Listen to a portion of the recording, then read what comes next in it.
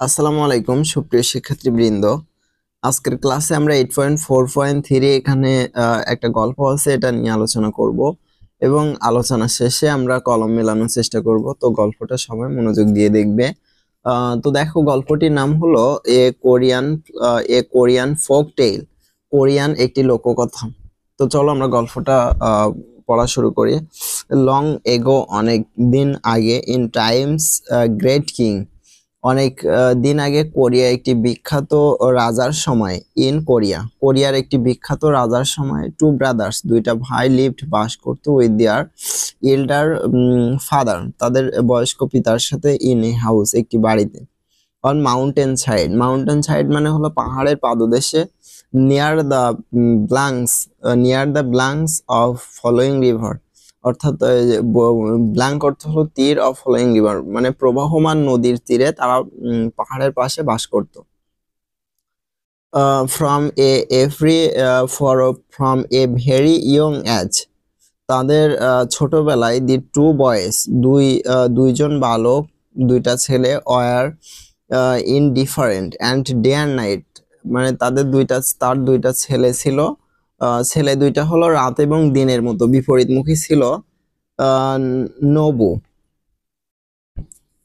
নবু দা elder, Nabu ছিল বড়, liked two full wings of butterflies, wings অর্থ হলো ডানা, অফ বাটারফ্লাইজ মানে প্রজাপতির ডানা ছিঁড়ে ফেলতো, অ্যান্ড ট্র্যাম্পেল দ্য ভেজিটেবল, এবং শাকসবজি পিষে ফেলতো, ইন নেইবার্স গার্ডেন, প্রতিবেশীদের বাগানের শাকসবজিগুলো সে পা দিয়ে পিষে দিত।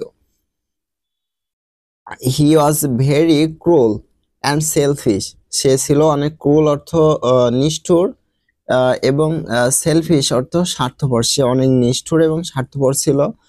He was inconsiderate of others, সে অনেক স্বার্থপর ছিল, সে অবিবেচকের মতো, ইনকনসিডারেট অর্থ হলো অবিবেচক, সে অন্যদের প্রতি অবিবেচক ছিল। অন দ্য আদার হ্যান্ড, অন্যদিকে, হাংবু অর্থাৎ হাংবু হলো তার অন্য একটা ভাই, ছোট ভাই, ওয়াজ জেন্টেল সোল, সে ছিল ছোট। He did not even on to hurt a fly, সে কখনো মাছিও মারতো না, এরকম ছিল।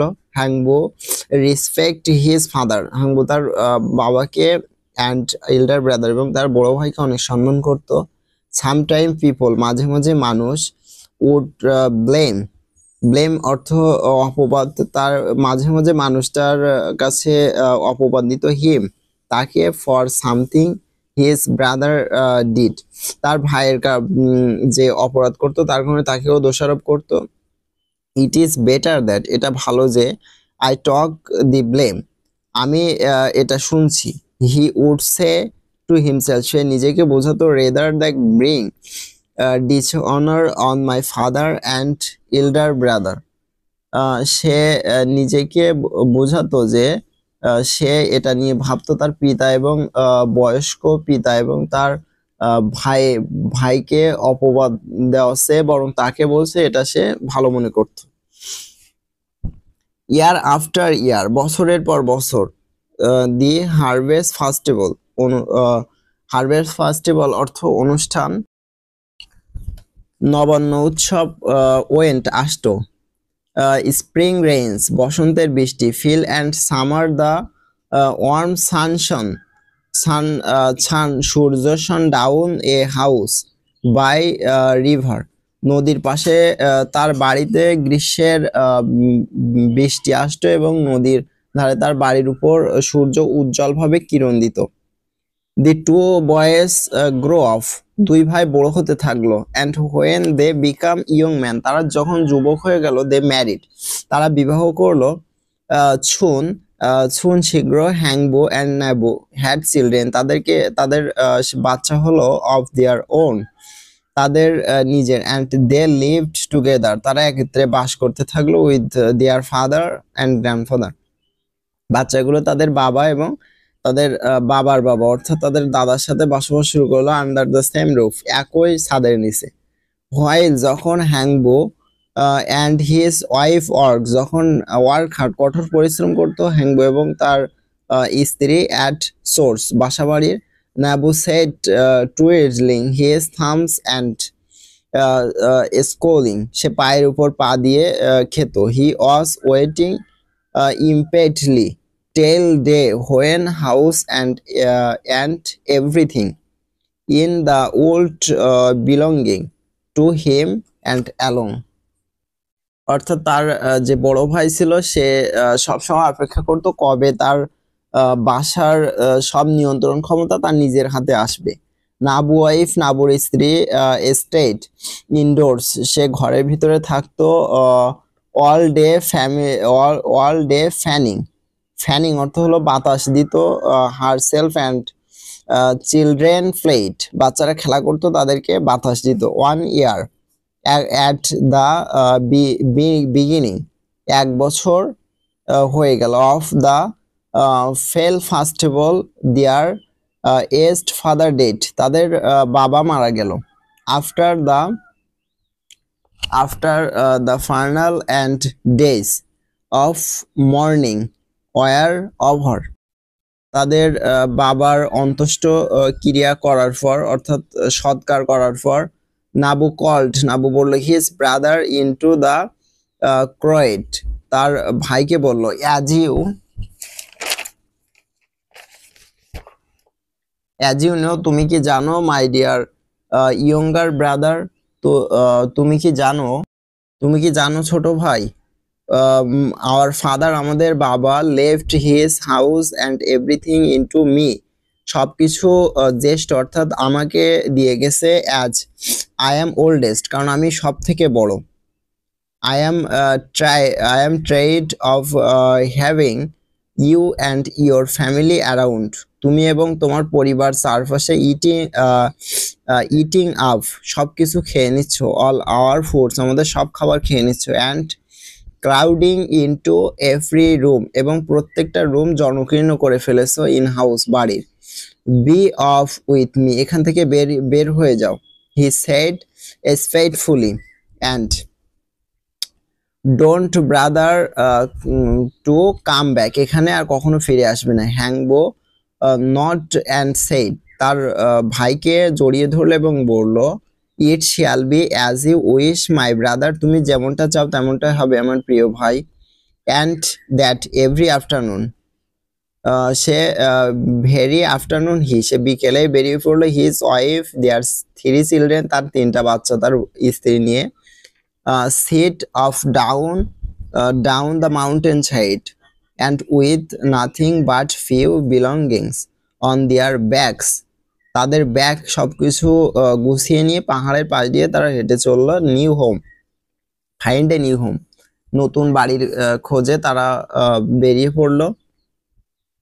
দে ওয়াল্ক, তারা হাঁটলো। ফর মাইলস আপ, মাইলের পর মাইল তারা হাঁটলো। And down step hill side and rocky falls, তারা পথ দিয়ে তারা একটা পথ দিয়ে মাইলের পর মাইল তারা হেঁটে চললো।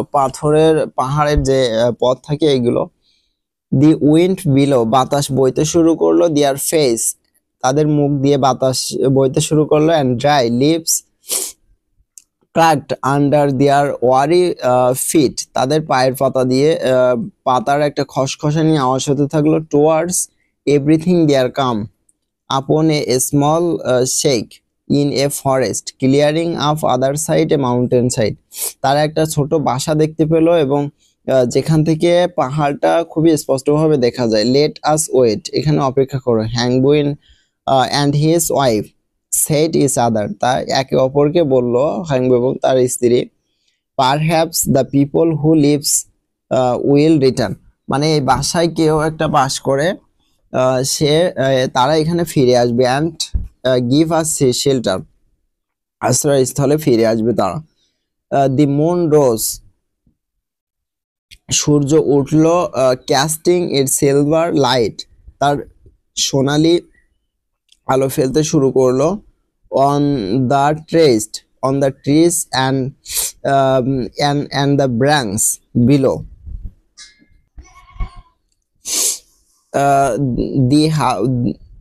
দো অল দ্য ক্লাউড নাইট, ঠান্ডা রাতে। অ্যান্ড দ্য সাইনি ডন, তারা অপেক্ষা করলো। They wait for the wanderers to return but no one come, কিন্তু কেউ আসলো না। তারা রাতের ভিতরে ঠান্ডা রাতে এবং তারা অপেক্ষা করলো কিন্তু কেউ আসলো না। দি হাউস ওয়াজ এমটি, বাড়িটি খালি ছিল। And so they shield their king out of living a best they could for what Hungbu could great a dry. বাড়িটি যেহেতু খালি ছিল, হ্যাংবো সেখানে ফসল উৎপাদন শুরু করলো এবং বাড়িটি সাজিয়ে তুলতে শুরু করলো। ড্যাশটি সোয়েল অ্যান্ড দেয়ার গার্ডেন, সেখানে সে বাগান করে ফেললো। অন ডে, একদিন, as the walked through the forest Hungbu hear clipping sound, সে একটা শব্দ শুনতে পেলো। ইন ফিট, তার পায়ের দিকে তাকালো। লুক ডাউন, নিচের দিকে। হি স এ বেবি শলো, একটা শ্যালোর বাচ্চা দেখলো। লাইং অন দ্য গ্রাউন্ড, মাঠের দিকে। On on of its wings, তার একটা ডানা। অজ ব্রোকেন, একটা ডানা তার ভাঙা ছিল। He took the tiny birds home, সে পাখিটিকে তার বাড়ি নিয়ে আসে।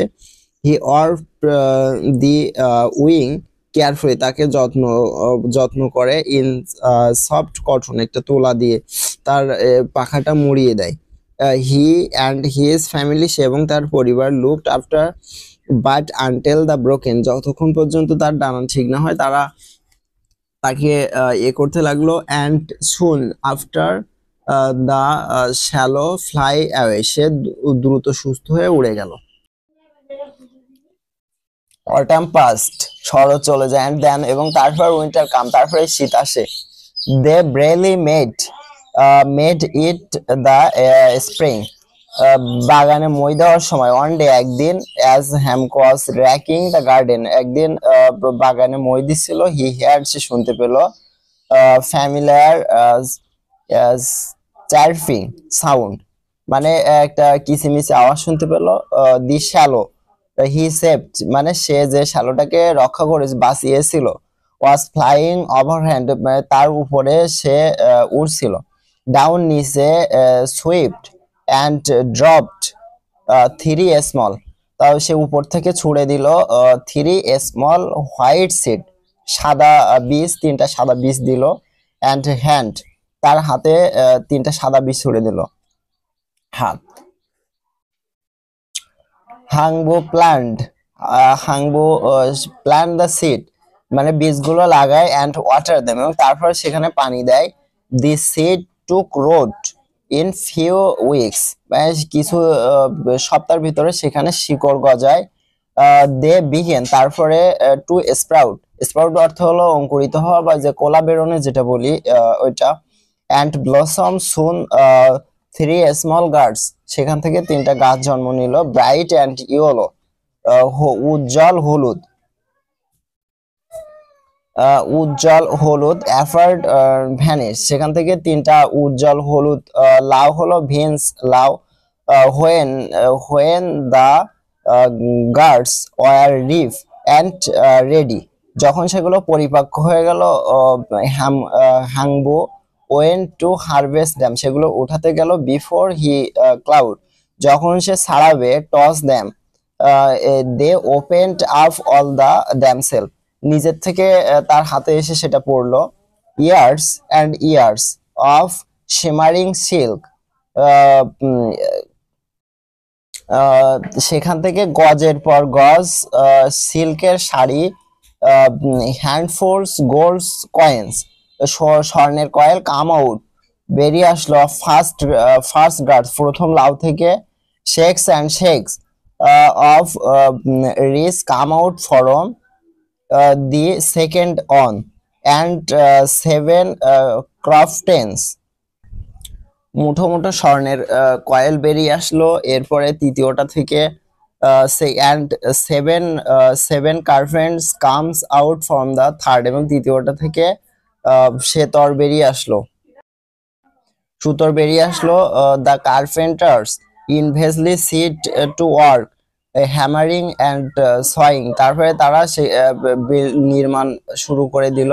দে বিল্ট এ বিউটিফুল হাউস, একটি সুন্দর বাড়ি তৈরি করলো। অ্যান্ড ভ্যানিশ, তারপরে তারা অদৃশ্য হয়ে গেল। and so Hangbo and his family began a new life. তারা নতুন করে জীবন শুরু করলো। One day একদিন an improvised couple, দুইজন দারিদ্র আসলো with their two children, তাদের দুইটা বাচ্চা, come to Hangbo's door, ask for food, খাবারের জন্য আসলো তাদের দরজায়। Hangbo asked them, তাদেরকে জিজ্ঞাসা করলো to sit, এবং বসতে দিল। To told his wife bring food for them, তাদের জন্য তার স্ত্রীকে খাবার নিয়ে আসতে বলল। থ্যাঙ্কস ফর ফুড, খাবারের জন্য ধন্যবাদ দিল। Said the man after he and his family finished eating, সে এবং তার পরিবার খাবার শেষ করলো। সে বলল, we should be grow now, আমরা আমাদের এখন যাওয়া উচিত। Where are you going may I know, আপনারা কোথায় কোথায় যাচ্ছেন এটা কি জানতে পারি? সেড হ্যাংবো বলল, মাই হাউস, আমার বাড়ি, অজ অন দ্য ব্যাংক, নদী তীরে ছিল, অফ রিভার, নদীর তীরে ছিল, এ গ্রেট ফ্লাড কাম, একটি বন্যা এসে, and oozed away to house with all its belongings, বন্যা এসে আমার বাসা ভাসিয়ে নিয়ে গেল। সরি ফর ইউর লস, তোমার ক্ষতির জন্য দুঃখিত। সেইড হ্যাংবো বলল, তোমার ক্ষতির জন্য দুঃখিত। I probably deserved, এটা হওয়ারই ছিল। It as I made my brother leave the house, আমি আমার ছোট ভাইকে বাসা থেকে বের করে দিয়েছিলাম। I feel so ashamed that I behaved so terribly with my own brothers, আমি আমার নিজের ভাইয়ের সাথে খুবই খারাপ ব্যবহার করি। Eat your brother's name হ্যাংবো, তোমার ভাইয়ের নাম কি হ্যাংবো ছিল? আক্স হ্যাংবো জিজ্ঞাসা করলো। নাবু অ্যান্সার, নাবু উত্তর দিল, ইয়েস, হ্যাঁ। বাট কিন্তু, হাউ ডু ইউ নো, তুমি কিভাবে জানো? Don't you recognise your little brother, তুমি কি তোমার ছোট ভাইকে চিনতে পারছো না? Take a good look at me, আমার দিকে ভালোভাবে তাকাও। Hungbu, my brother, I don't recognise you, আমি তোমাকে চিনতে পারছিলাম না।